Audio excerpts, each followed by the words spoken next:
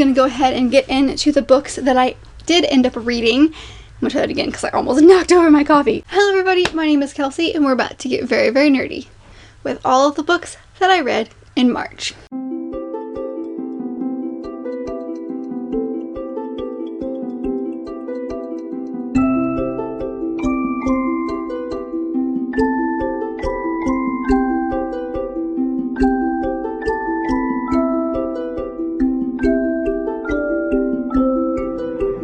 So I'm just going to go ahead and apologize now for the length of this video because we're going to be here for a little bit. I ended up reading 13 books in March, though I did DNF one. If you guys remember, I decided to dedicate my TBR to March and my reading in March to books that were out of my comfort zone for one reason or another. Maybe like one or two books might be considered not out of my comfort zone, but everything else was out of my comfort zone. I pretty much nailed my TBR. There's only a couple books that I wasn't able to fit on this list, or I wasn't able to read because they were library loans and someone else had it checked out, so I wasn't able to finish it or get it started before I had to take it back to the library. But I'm pretty proud of what I did. I had some really great reads this month. I found some new all-time favorites, so this idea was fantastic. That's enough intro for now, so I'm going to go ahead and just get into the stats. I will say that the book that I DNF'd is not in the stats, so these stats are for 12 books, not 13. So in the month of March, I read 4,026 pages. How? I don't know. And that spans across 5 audiobooks and 7 physical books. I also read 1 middle grade, 8 young adult, and 4 adult books. And my genres were kind of all over the place. I ended up reading 2 fantasy, 1 humor, 3 historical fiction, 3 contemporary, 1 nonfiction, and 2 mangas. So they were pretty spread out. And then as far as my star ratings, they were pretty scattered as well, but I did have 3 5-star reads, 5 4-star reads, 3 3-star reads, and 1 2-star read. So the very first book that I picked up was one of the ones that like really started and solidified this idea for me, and that was Girl Made of Stars by Ashley Herring Blake. It's a library book, so I apologize for the shine, but I ended up giving this one 5 stars. And this one was exactly what I thought it was, and then 10 times better. Everything that I remember about this book before going into it, I'd heard from Rachel Marie from Rachel Marie's book journey, so I'll make sure to leave her channel down below.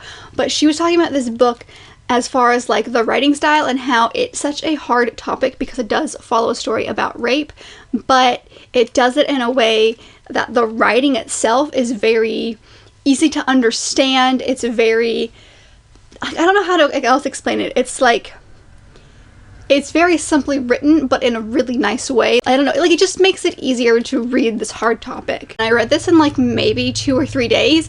It was so good. It had me on the edge of my seat. Like I wanted to keep reading. I would sit at night in bed and I would start and be like, I'm just gonna read a couple chapters, and then the next thing I knew I would be like a third of the way through the book and I was like, how did I get here? But I was just really invested in the story. Everything about this felt really believable. You really felt for our main character Mara. There's a lot of character growth in this, specifically with her. I think there's a little bit with other characters as well, but like she's the main one.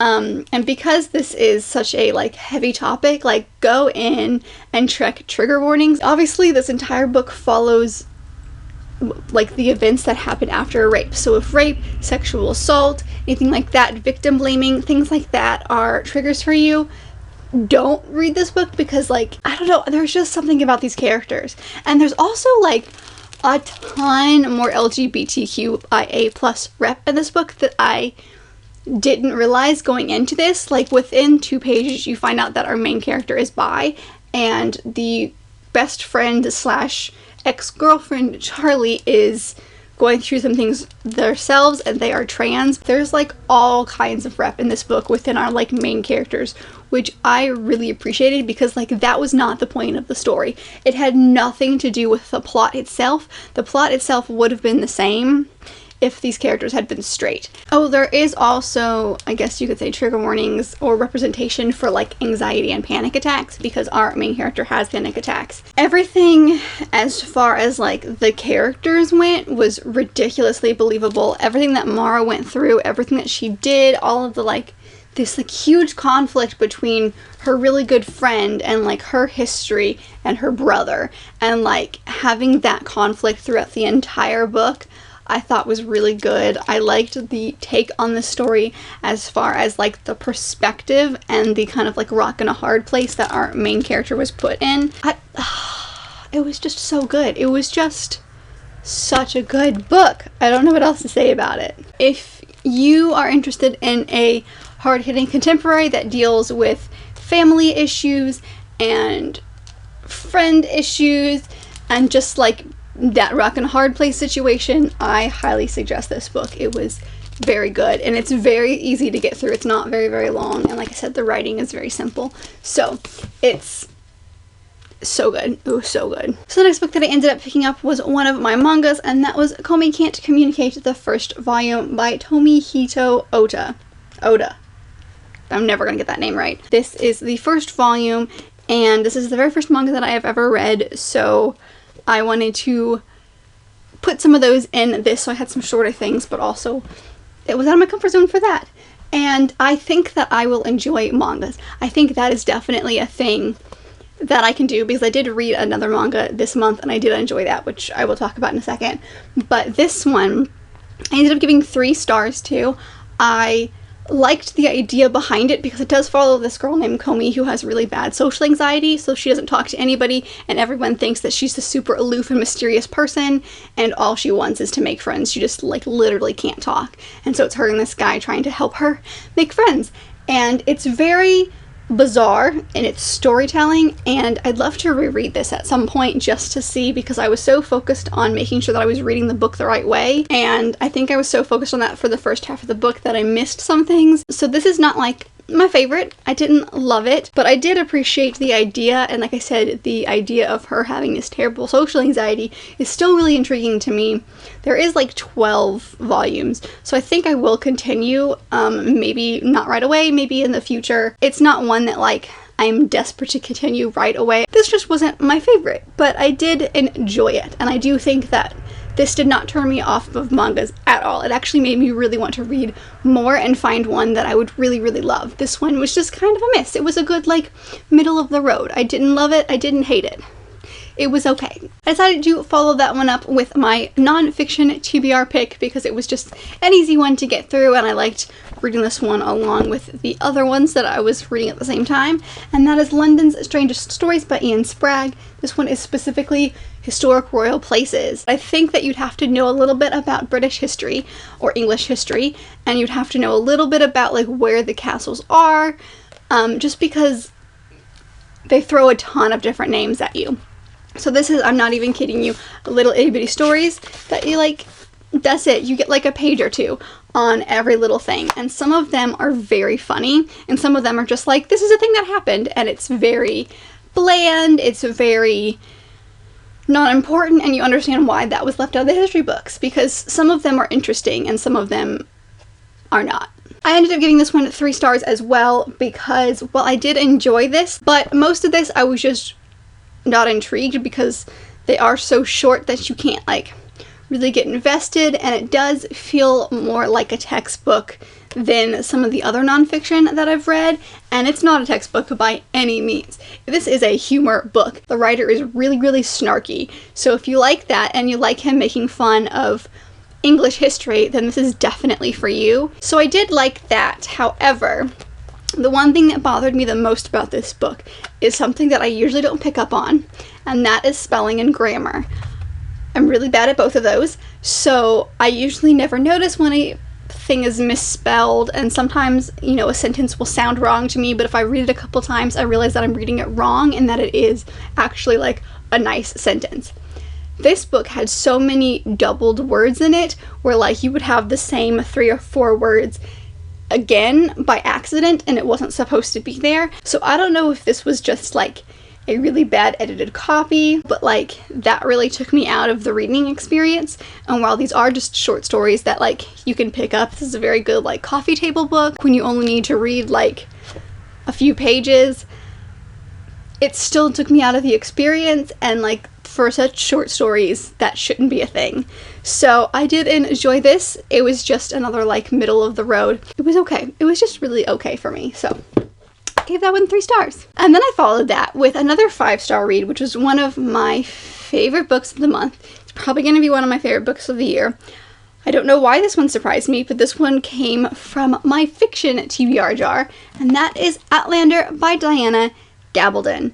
I freaking loved this book so much. If you aren't aware, the Outlander series is about a woman named Claire who is from the 1900s and accidentally somehow travels back in time to the 1700s during a Scottish rebellion. And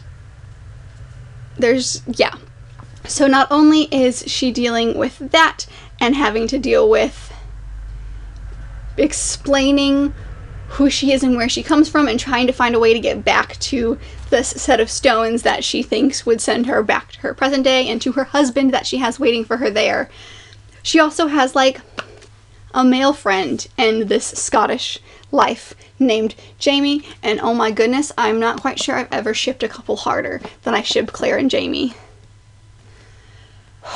There's a lot about this book, so if you are interested in this series, go read trigger warnings for this book, because I can't tell you the amount of times that our main character was this close to getting raped and then was saved. And I'm like, this is ridiculous. It was like a good quarter of this book. So, like, it got a little excessive after a while, but I still loved it. It takes place in Scotland in the like 1740s, and it's during a rebellion, and it's a romance, but it's a historical romance at a time that I love. But our main character came from a more modern time. She came from the 1940s, so she was used to like hot water, and just seeing her modern take on a very ancient history was just fantastic. There was so much about this that I loved. I listened to the audiobook of this because there was no way I was getting through it, and that just made the experience so much better. But she was fantastic. It's one of my favorite audiobook experiences. So, this book, this story itself, is very gritty. It is very rough. It does not sugarcoat what is happening. Our main character is a nurse in her present time, or I believe this takes place after a war.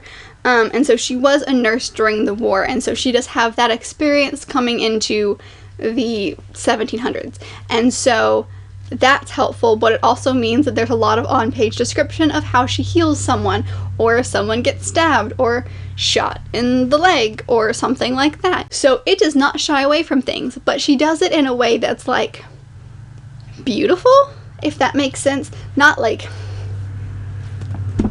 what am I trying to say? It's like somewhere between descriptive and gritty, where like they don't hold back on describing anything. They're very upfront about what is happening, but they do it in a way that's just really nice, that I personally enjoyed. She describes everything, the scenery.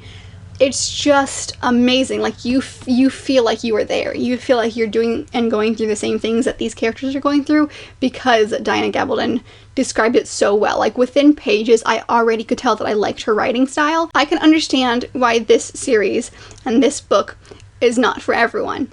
I totally get it. This definitely follows in the trope of like, I'm a strong, independent woman. I don't need anyone to come save me. I am headstrong and I'm going to do my own thing. And then I actually do need to get saved by a strong, strapping man in a kilt because I can't actually take care of myself. So it does follow kind of like that plot line, and that does happen a few times. And they're both very stubborn, so you have two stubborn people like butting heads a lot. Like I said, this is not going to be everybody's book. There is quite a lot of problematic moments within this text, and I understand that, but I still really just really enjoyed it, and I like wanted to pick up the second one right away. But I loved it. Like I loved it. It was so good. And it had everything that I wanted. I'm really glad I read that one. I decided to follow up that very chunky book with the other manga that I have, which is Our Dining Table by Midori, and I ended up giving this one 4 stars. This was just so cute. It's this beautiful story between a businessman and 2 brothers, but the older brother and the businessman kind of have a falling in love situation, but it's really believable. and I really liked it. There's a lot in this one itty bitty book. It's one volume, so there's nothing that comes after that. I would love to have seen this be a series now that I have read it. I think it would translate really well, because I do feel like we spent a lot of this, like 75% of this was focused on character development and developing the relationship between everything, and then all of a sudden we had love, and it just kind of felt like it came out of nowhere, which I understand because it is a one and done volume, but I would have loved to have seen this more of a slow burn over like a few volumes. However, even though this is just a one and done, very small volume, you do really get to see, especially these two, the older brother and the businessman, you really get to see their characters develop, and you get to see their backstories. And one thing that I really appreciated about this book is that the backstory that comes into the present and like family relations for one of our people never got solved. That's life. Sometimes things don't happen. I really appreciated that like one of our characters had a really rough backstory with their family, and it just never got solved. And like, it sucks, but it happens. And I kind of appreciated that there was not a perfect bow on that situation. And there's this beautiful scene at the very end with a couple of our characters talking about love and loss, and it's just... So these two characters are talking, and one of them has lost their wife, and one of the characters is asking him, you know, how do you get past the loneliness and the pain? And he's like, I think falling in love with someone means also accepting the pain of losing them. That pain is proof that I ever loved her at all. I can take that pain and be okay. And it's just like, ugh, feelings. I literally got chills when I read that scene. So this was really great. I want to reread this all of the time. It was just so good. So clearly mangas work for me. The next book is another 5-star for me, and it was just, it's one that like I thought I was going to enjoy, but not nearly as much as I did, and that was I Wish You All the Best by Mason Deaver. This one was out of my comfort zone because it follows a non-binary main character, and I'd never read anything where the main character was non-binary. This one was perfect. This one gave me a lot of the same feels as I got with If I Was Your Girl by Meredith Russo, which was the first book that I ever read with a trans main character. But I really felt like I learned so much from this book because Mason Deaver, the author, is non-binary, and so it does come from a very real place, and it's just... I don't know, I don't know how to explain it. I just felt like I learned a lot, and I feel like this is a book that a ton of people need to read. You get both sides where a family doesn't accept you, but then you also have family that does accept you, and then you do have friends that accept you, and then that fear of telling people because it didn't go so well the first time.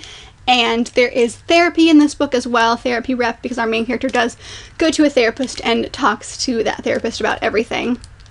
And it's fantastic. And there's also some mental health rep in here because our main character does discover through this that they do have anxiety and they do have panic attacks sometimes, so they talk to the therapist about that and kind of work through that.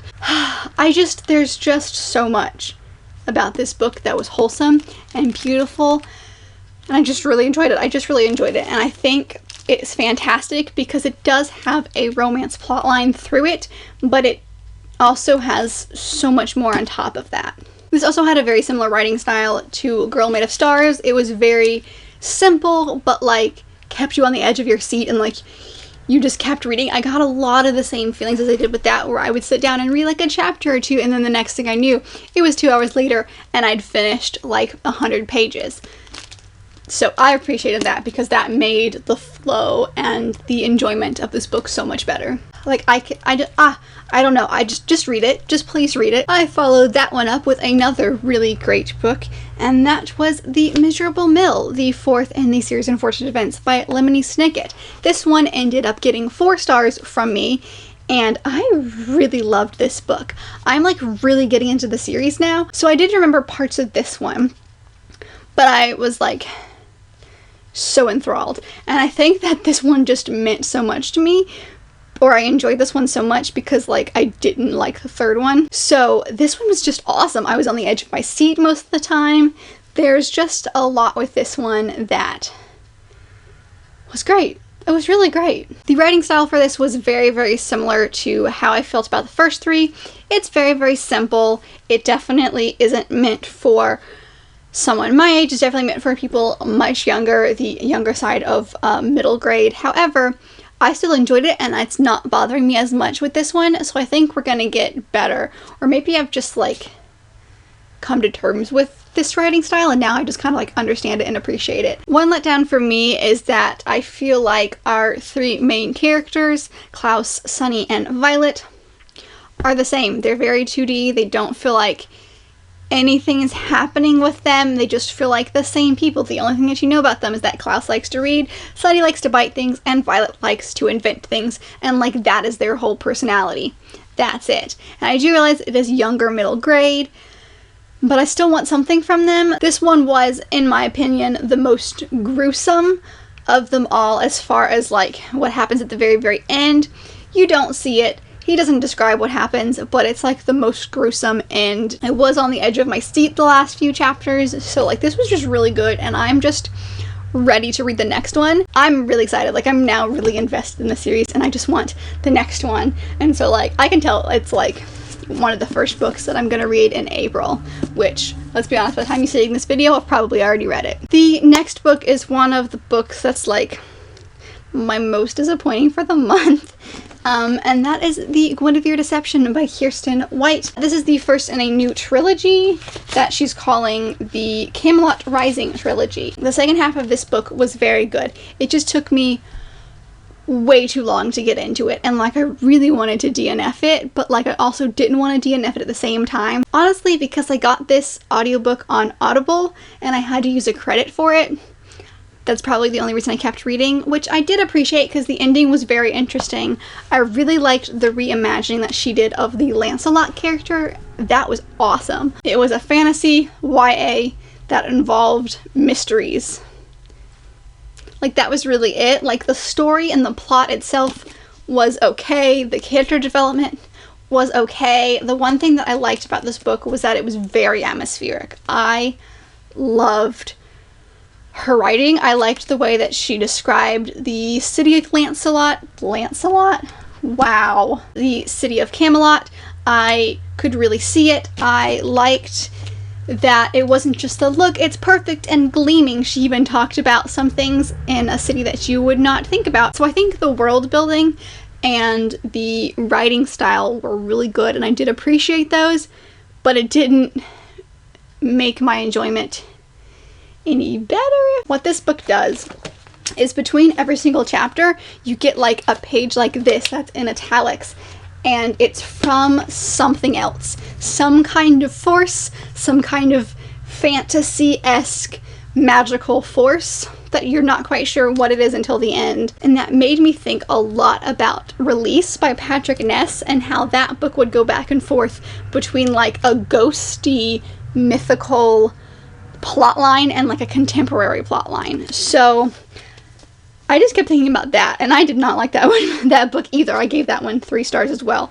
I gave this 3 stars. Did I tell you that? Also, I think there's some trans rep in here, but I'm not entirely sure. I think it can be interpreted as trans rep. I'm not 100% sure on that one. So, thoughts. Let me know if you've read this one. I'm talking about like the soldier at the end of the book. That's not Mordred. The other one. I'm trying not to spoil it. I am curious to see where it's going to continue. I think because it is only a trilogy, I might continue because the second book I think is going to develop the relationship between Arthur and Guinevere a lot more. There's just a lot of questions that like didn't get solved, which I guess is the point. I don't know. I don't know if she's just not like the writer for me or if it's just like this story was not great, but I'm willing to give her a second chance and try the second one and see what happens. The next one I picked up was totally on the whim. It's one of the books from my library that every time I would go in, I would see this book and I'd be like, that would be so cool. I would love to get that book, and then I never did. So it doesn't fit the theme of reading out of my comfort zone, but it was fun. And that was Romeo and or Juliet by Ryan North. Now this is a choose your own story, so like it's got a ton of different, I don't even know, like you start in one place and then based on your choices you choose how the story ends. And the way that they do it is some of them have little hearts by the choices, and that's the one that Shakespeare chose, and like that's how he came up with the story of Romeo and Juliet. So I read this book probably about 3 or 4 different times because I followed along with the Shakespeare one just to see like his take on Shakespeare. But this guy is just really funny, and he just is really sassy, and I really appreciated his writing style. And there's just a ton of stuff in here that I haven't even gotten to yet. But like you could read this book a million times and still not get every single outcome or see every single thing in this book. So I found it really interesting because I did read it a few different times. I liked it. Like, I don't really know how to explain it. I did end up giving this one 4 stars just because it was hilarious and his writing style was so funny. He was so snarky. But like, there's not one plot to describe how this book is because you can get to all kinds of different plots. Like, you can get to the plot of the original Shakespeare play, but you could also have like robots in here and go to like different towns and do different things. So there are so many different options within this book. But it was just a fun experience. Like, it was just so much fun sitting down and choosing which way to go and what to do next, and I really appreciated this. The next book is the one that I did end up DNFing, and that was 1,000 Beginnings and Endings by Ellen O. and Elise Chapman, or L.C. Chapman, I believe. This is one that I thought was something completely different, and then when I started reading it, it was not what I expected, and I did enjoy it, but I think I was reading it at the wrong time. It was a book that I was literally just scrolling through my Library's Overdrive app, looking to see what was there, and it was one that was, you know, just something fun, and I was like, sure, why not? And then my, like, loan actually came through, and I was like, oh, well, I guess I should read this. But, like I said, it's not what I expected. It's basically a bunch of Asian authors take their own idea on a culture or a specific myth or a specific like tradition in that culture and like write a short story about it. So like you have tons of different people. Like the very first story was from Rakshi Chakshni, and she had her like little short story, and then after that there's like a little letter from that author describing the original myth or the original tradition about whatever it is that this person was writing about. So it's basically an anthology of short stories, and I thought it was an anthology of Chinese mythology, and it wasn't. If it was just a bunch of retellings on different myths, I think then I would have really enjoyed it and it would have been the right time to read it. But I think I will get it out in the future again at a different point. I just like wasn't in the mood for an anthology. I really just wanted a bunch of like myths. I wanted to learn about Chinese mythology and Asian mythology, and like that's not what this was. So like that's on me for not understanding what the book's about, but I didn't want to just keep holding on to it and just reading it to finish it, because then I wouldn't be enjoying it and I would literally just be reading it to finish it. So I didn't have this book. I didn't give it a rating. I really just didn't want to read it now. So I put it on pause, if you will, but I did want to mention it because I did actually try to read it. It just didn't happen, and that's fine. Well, the next one, however, is one that I loved, and that was The Hobbit by J.R.R. Tolkien. I ended up giving this one 4 out of 5 stars, and I did listen to the audiobook by Rob Inglis, I believe, is the audiobook narrator that I found online, and he is fantastic. I loved it. It really like made the story so much better. His voices are perfection. Like, there are 12 different dwarves in this story, and he's got a voice for every single one of them, and like you can tell who's talking. I usually am not a fan of like journey stories, so like let's go on an adventure, let's spend the whole book going to do something. I just don't usually like those because the physical journey itself is very boring. However, with this book, things happen to them the entire time that they were on this journey, and I thought that it was awesome. I think it was very good. I really enjoyed it. I understand now that my fear for reading this series was stupid, because the writing style was fine. Like, there was nothing wrong with the writing style, and that was where my fear was the most prevalent. He didn't really explain a lot about the characters as you went.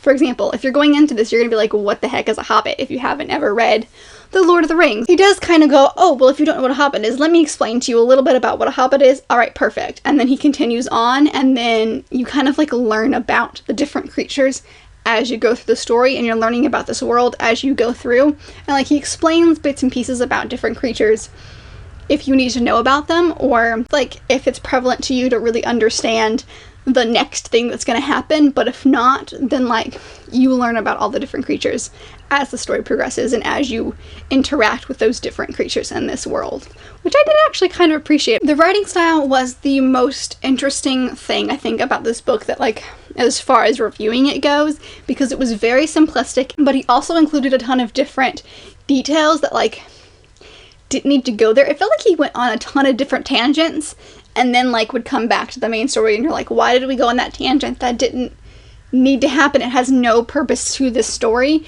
But like maybe it did for the world building part of this book, but like for the actual plot, it just kind of felt like he went on a tangent about how certain creatures don't like certain types of food.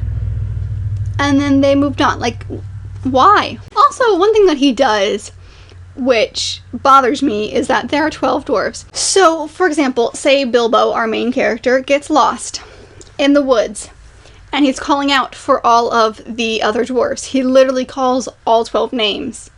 And then 2 paragraphs later, he does it again. And the author literally could have just been like, and he calls out all of their names, and no one answered.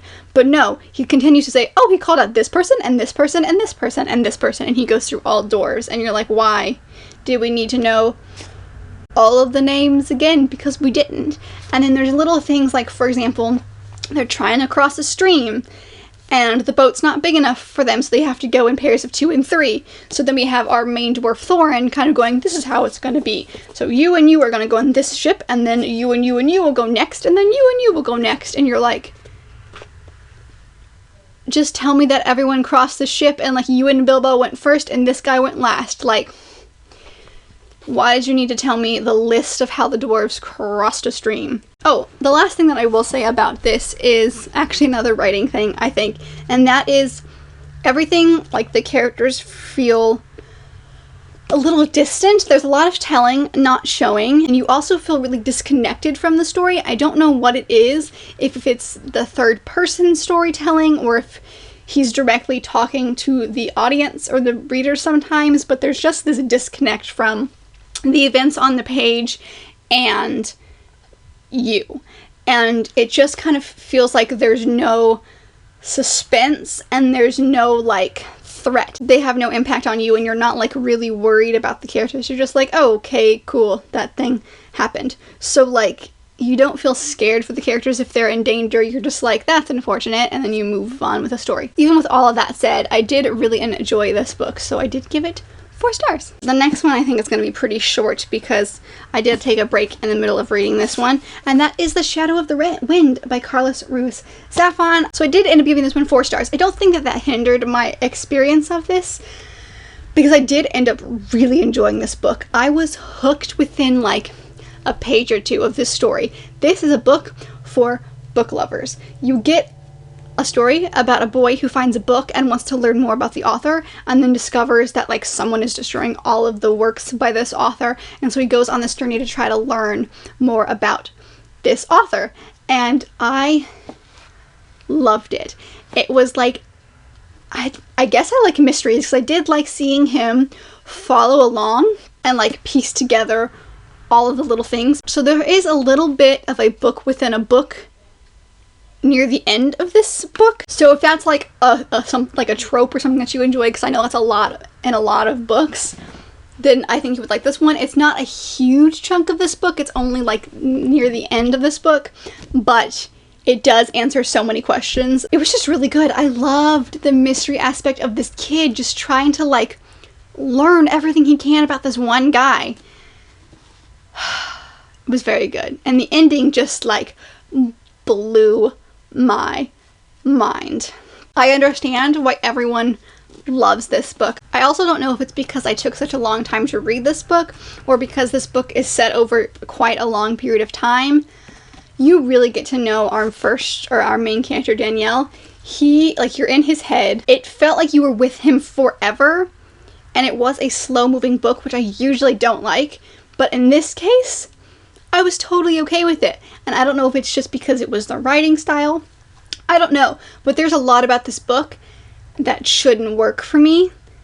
It did. Also, check the trigger warnings before reading this book, because there are quite a few in here. This is a very adult book. Nothing stood out to me, but I know that there would be some things in this book that do not work with other people. So definitely check out trigger warnings for this book before you read this, just to be safe. But I still enjoyed it. I thought it was really good. And the very last book that I read in March was actually my most disappointing. And that, unfortunately, was The Celloist of Sarajevo by Stephen Galloway. Yes, I've been saying the name of this city wrong the entire time that I've talked about this book. Oops. It's a very short book. It's about a religious war. And this basically follows 4 different characters, but you really only get the perspective of 3. And it follows a celloist who, after a mortar attack at a bakery that killed 22 people, he decides that he's going to sit out at 4 o'clock every single day for 22 days and play. You get a baker who basically runs into like a friend before the war, or a friend of his wife's before the war, a young father whose job is to basically go get a bunch of water for his family, and a sniper whose job it is to protect the celloist so that another sniper from the bad guys who are attacking the city doesn't kill this celloist. The only thing that I cared about was the sniper's perspective. The other 2 didn't really do anything. They both kind of like mention the celloist, but like it's not a huge part of their story, whereas the sniper, whose name is Arrow, it's a huge part of her story. And so like every time that her parts came up, I was really interested, but like the other 2, I wasn't. And it was really weird because I feel like every single character had a different timeline. So there's, I'm sure, a profound meaning behind this book at a time, like looking at humanity during war times. I just didn't get it. There's a nice like good versus evil and what war does to humanity at this time with the sniper Arrow, like during her thing, which I did appreciate that topic, but like I said, it was during hers and not during the other 2, and like hers I cared about, the other 2 I didn't. I will admit that the audiobook of this was not great, so like that might have hindered my experience a little bit, but at the same time, I still didn't like a lot of this book, and it's just because I don't love books about war. I was a little bit at a disadvantage going into this one, so I just didn't like it. So, like I said, I'm sure I missed some underarching, like, beautiful thing, because all of the Goodreads reviews that I saw of this one were, like, 5-star reviews, and people were like, I cried at the end of this one, it was devastating, and I was like, I was so happy it was over. So, I just didn't like this book. I didn't. So it got 2 stars from me. Alright. So, those are the 12 books that I ended up reading in the month of March, minus the one that I did end up DNFing. I did read quite a lot, and I am glad that I read most of the books out of my comfort zone, so that's definitely a theme that I think I'm going to bring back. But that's basically all I've got for you guys today. Let me know if you've read any of these books, or what a book that you read in March is that you just loved or hated, or both. What's your favorite and what's your least favorite? I would love to know what you guys are currently reading, so let's chat down below. Thank you guys so much for watching this very, very long video. If you did like it, make sure you do give it a big thumbs up, and subscribe down below if you would like to be part of this awesome growing family. I've got my social media down there as well if you would like to follow along on any of those, and I will see you guys in my next video. Bye!